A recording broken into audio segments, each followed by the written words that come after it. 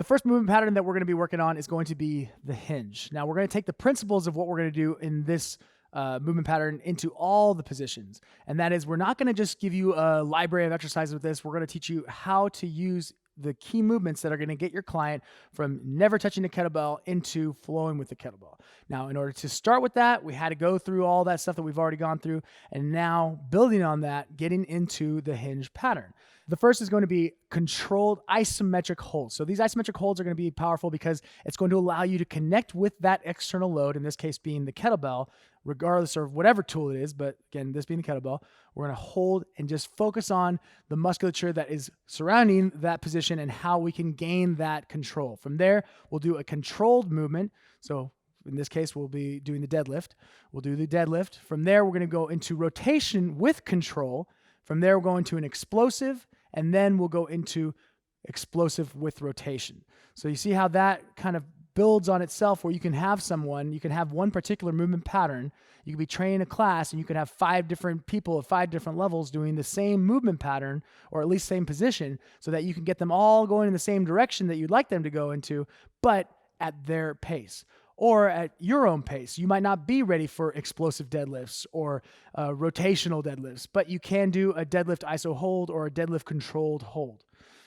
So that's kind of how I want you to think of this as we go forward with these movements. Everything is going to build and expand based on your abilities. So you have to earn the ability to continue to do that. That can be applied to pretty much every single movement, which is why these are only the key movements that you'll be using in this to be able to build a better program for yourself and for your clients, and then ultimately get more from the kettlebell.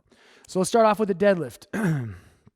We're going to now, circling back to safety, I always want you to make sure that whatever bell you pick up, whatever movement you're about to do, you are very aware and mindful and controlled of that bell. So even if it's just a 35-pound bell or 12-pound bell or whatever bell is light for you, you're never just grabbing it and bringing it up. We're always staying in control. We're always focusing on proper movements and awareness of that connection of that bell connected to us, as far as how we're walking with the bell, as far as how we're breathing when we grab that bell. What hyper awareness, because what's going to happen is if you are hyper aware during your training, during your practice, as you get into real world situations or as you get into a session that starts to exit that comfort and you start to push yourself a little bit harder, you're going to feel a lot more control. You're going to be a lot more resilient. So let's talk about the deadlift.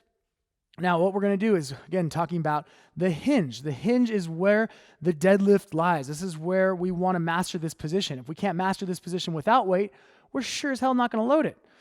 Now, you will see typically with a swing, with a deadlift, a wide variety within the deadlift, from a hinge, a hingey pull, to a more squatty hinge and everything in between. So from that squat to the hinge, there is a wide variety of positions that we're going to be playing with. Now, for the sake of what we're doing right now, we're going to focus on a very strong hinge, a strong hip dominant pull. And then once you've mastered that, then you can play around with that range. But what I'm trying to avoid here is a conventional deadlift, or when we get into the reason we're doing deadlifts, which is the swing, a more squatty swing, which we want to avoid, and we'll talk about why. Doesn't mean you always have to avoid it, but to start off, we definitely want to maintain that nice hip hinge position. So as we get into this position, we want to stand up nice and tall. We want to imagine a nice proud chest. Like I got a big logo on here and I want the world to see it. So I'm pulling my shoulders back. I'm bringing my scaps together. I'm extending my thoracic spine, my upper back. I'm keeping that nice alignment. My neck is nice in line, so I'm not going to cock it. I'm not going to tilt it. I'm not going to do anything. I'm just going to imagine that nice rope. So whatever orientation I'm in, I want to maintain that long position from the root of my spine and my pelvis to the crown of my head. So regardless of where I'm facing, I'm always maintaining that length. From here, I'm going to find that crease in my hips. I'm going to drive my hips back. So notice how this is, the posterior tilt. This is the anterior tilt. So we're unlocking the pelvis and driving the hips back. So I'm still keeping that nice proud chest. If I got that logo on there, I want the world to see it. Now my eye position. I'm looking ahead, so I'm looking just through the tops of my eyes. What I want to do, and this is important because once we start getting into ballistic work, explosive deadlift swings, I don't want to be having my head go in a bunch of different positions and looking up and down as we do this. I'm going to lose balance. I'll most likely lose my lunge too. So I want to look in that same position, give or take 20, 30 feet away. It could be in a fixed spot, or you can find something, or at least a general direction that you want to look at. So from right here, I'm going to hinge. I'm going to drive my hips back. And notice I'm not just folding. I'm not just falling over. I have a rope on my tailbone, and it's pulling me back 45 degrees to the ground. So it's not directly back, because what happens here? If it's directly back, I'm just going to bend over. It's not down, because now I'm just going to be squatting. So think in about a 45-degree angle, I'm being pulled back and down. So that's allowing my hips to actively sit back behind me. So I'm driving my hips back. I'm activating that stretch reflex through the hamstrings, through the glutes, maintaining that tension, breathing through that tension as I'm pulling back, pulling the shoulders back. So I'm engaging my lats. When I engage my lats, what happens? I keep that extension through my thoracic spine, so I'm not rounding, and I'm pulling back. And now as I come forward, I'm going to stand up and get into that nice posterior tilt. So we're doing this control without any weight. I'm just holding back. And now I'm just going to hold this hinge position. I'm squeezing, breathing through that tension. Feet are rooted, feet are planted, feet are parallel to each other. Knees are facing out over the toes, and back up. So again, very important. As I come back up, I don't want to think hip thrust. I just want to think pelvic tilt. So I'm scooping my pelvis under. As I start from this back position, I'm scooping my pelvis under without dropping underneath it. So I'm not bending at the knees. There's no knee flexion here, or very slight knee flexion. As I come up, I'm scooping under and driving at the hips. So this is going to allow for that vertical position without excessive extension.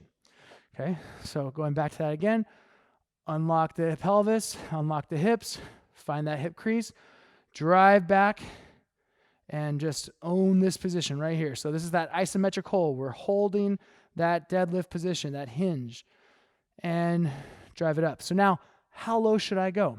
I don't want to go lower than where my shoulders are below my hips. I want to maintain shoulders above my hips. What happens if I start to get lower than that? You might have someone that's hypermobile, hyperflexible, and they can get into that parallel or even beyond parallel position.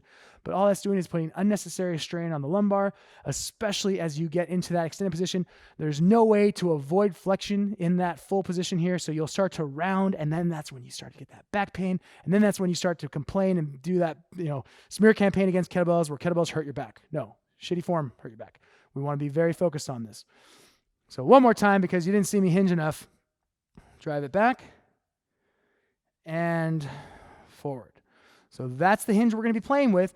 And ultimately, this is going to be the same as the swing that we're going to be playing with, the one-arm swing, the clean, the snatch. Anytime we get into an explosive hinge or any kind of hinge, we're going to be focused on that bilateral, feet together, feet planted on the ground stance of driving the hips back.